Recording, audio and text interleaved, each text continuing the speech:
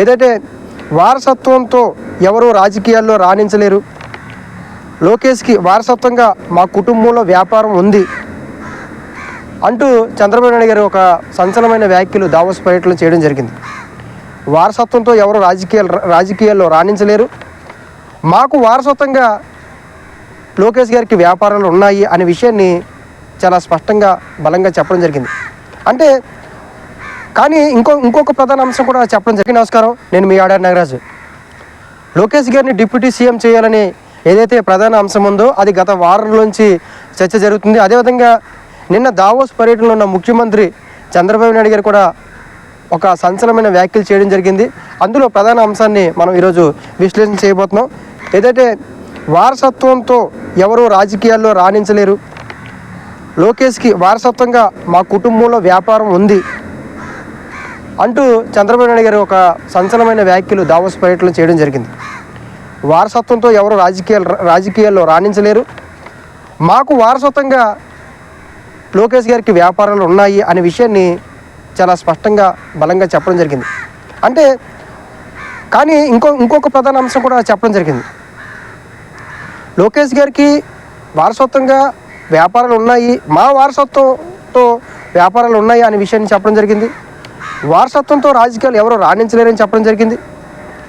వారసత్వంతో మాకు వ్యాపారాలు ఉన్నా రాజకీయాల్లో ఇంట్రెస్ట్ తోటి లోకేష్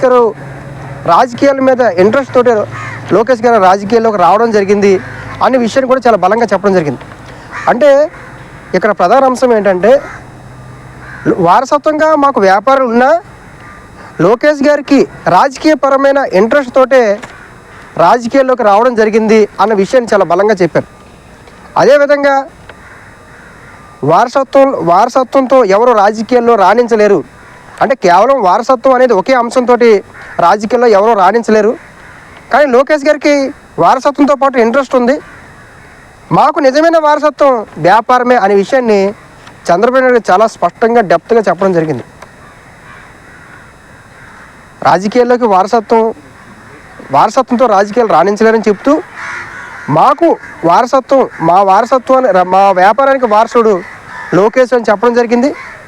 వారసత్వంతో ఎవరు రాజకీయాలు రాణించలేరని చెప్పడం జరిగింది. లోకేష్ గారు ఎన్ని వ్యాపారాలు ఉన్నా సరే కేవలం రాజకీయాల మీద ఇంట్రెస్ట్ తోటే రాజకీయాల్లోకి రావడం జరిగింది అనే విషయం కూడా చెప్పడం జరిగింది. కాబట్టి ఈ అంశాలను ప్రధానంగా మనం చూసుకున్నట్లయితే మాత్రం లోకేష్ గారు రాజకీయాలతోటి ఇంట్రెస్ట్ తోటి వచ్చారు, కేవలం వారసత్వంతో రాలేదనే విషయాన్ని చంద్రబాబు నాయుడు గారు చాలా బలంగా, చాలా టెక్నికల్గా, డిప్లొమాటిక్గా సమాధానం చెప్పారు. చంద్రబాబు నాయుడు గారు చాలా డిప్లొమాటిక్గా సమాధానం చెప్పారు. నాకు వ్యాపారం ఉన్నాయి, ఆ వ్యాపారానికి వారసుడు లోకేషే, రాజకీయానికి కాదు, కానీ రాజకీయాల్లో ఇంట్రెస్ట్ తోటే లోకేష్ రాజకీయాల్లో రావడం జరిగింది అనే విషయాన్ని చాలా బలంగా, చాలా డిప్లొమాటిక్గా ఎక్స్ప్లెయిన్ చేయడం జరిగింది.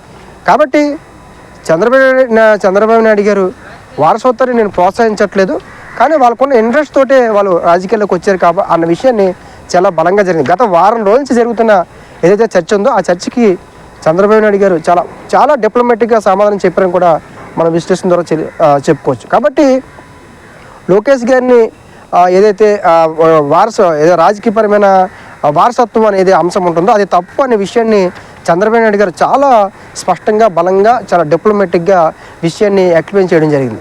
కాబట్టి ఏదైతే వారం రోజులు జరుగుతున్న చర్చకి మీకు అందరికీ సమాధానం దొరికే ఉంటుంది. అదేవిధంగా ఏదైతే వారసత్వంతో లోకేష్ గారు నిలబడ్డారు అనేది తప్పు అనే విషయాన్ని కూడా చంద్రబాబు నాయుడు చాలా బలంగా చెప్పడం జరిగింది. కాబట్టి చూద్దాం మరి ఈ 2-3 రోజుల్లో మరి ఇంకేమైనా స్టేట్మెంట్ ఇస్తే ఆ స్టేట్మెంట్ ప్రకారం చంద్రబాబు నాయుడు గారి మనసులో ఏముందనే విషయాన్ని మీకు తెలియజేసే పరిచయం చేస్తాను. Thank you.